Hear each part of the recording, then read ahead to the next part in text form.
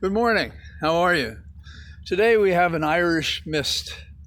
It's in the 50s somewhere. It's comfortable. It's nice. It's quiet. It's still spring. I've been trying to gauge, like you have, what is the meaning of the happiness I have every day when there isn't some reference to the Orange Menace, who has long since vacated the White House despite his protestations that he won and didn't lose. There's an expression I came across reading James Baldwin, and it's called the after times. We're in the after times. These are crows. We're in the after times after this disaster we've been in. And the question in the after times is, what is our vector? Where are we going? Are we moving forward? And I believe that we are. By fits and starts, we are moving forward.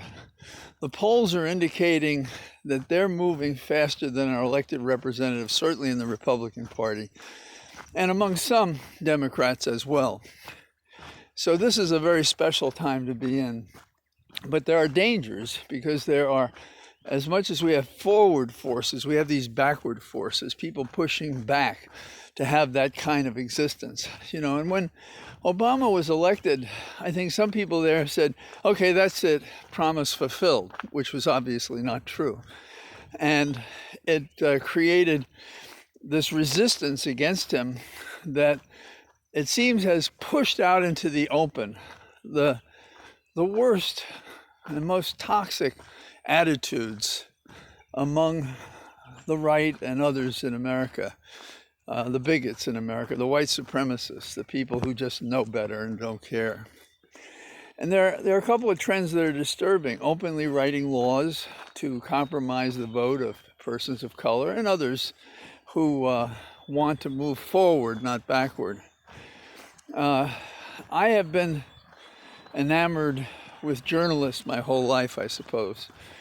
Back in New York, I even wrote for a paper called Our Town. It was a weekly, and it was fun. And I did it for a variety of reasons. I've always liked stories.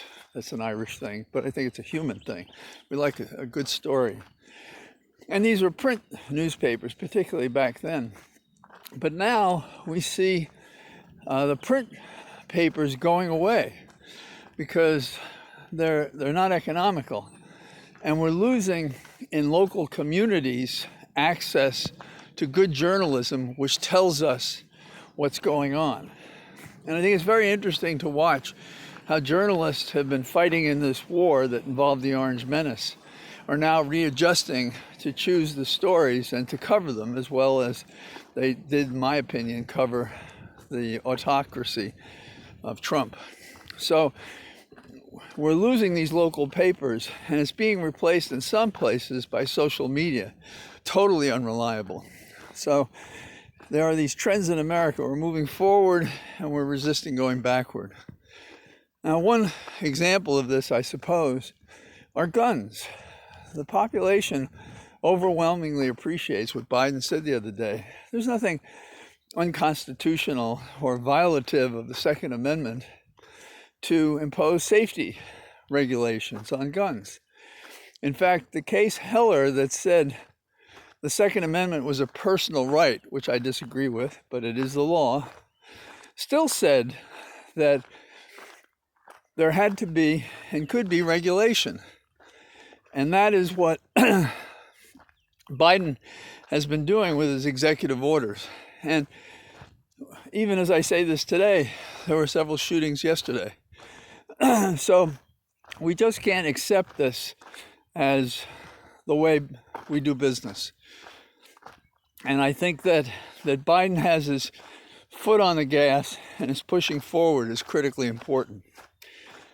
Now, I'm kind of uncomfortable with royalty, if you will, the notion of it. America is defined by being democratic, even though we have some autocrats. But you can't help but feel upset about the passing of Prince Philip. He was an original, he was a character. Sure, at 99 he had a full life, but the passage of time and the loss of a man like that probably doesn't augur well for a queen who's been so close with him these many years. How many marriages do you know last that long? So I thought it was a sad thing to hear today. Now, the last thing I can think about is the trial. I think that the developments the last couple of days have been so powerful. There's almost no way he won't be convicted. In other words, he will be convicted. The possible defenses are evaporating like the morning mist did here today with this spring shower. The drugs are not enough that were in his system, or too minimal. The stellar performance by the Irish doctor, pulmonologist, was just amazing. It was like a performance that you'd see in a person who is an actor. And we are all actors, whether we appear on stage or not. But he was particularly helpful. And then the asking people to touch their necks to feel the places, describing how with his hands and fingers Floyd was struggling to get air and couldn't. And then the moment when he sees in his eye life leave Floyd, that's riveting. I've said before that there are magic moments in a trial that determine the trial. That was it. For all of the despair that people had that they couldn't help, that we observed, for all the suffering that was repeated in those different movies, that bit of testimony brings it home like no other, that this officer was there while the person died, and he still didn't stop. It's amazing. So that was a couple of thoughts I had for the day. Hope you have a wonderful day. It's nice out, and I'll talk to you again tomorrow. Bye-bye.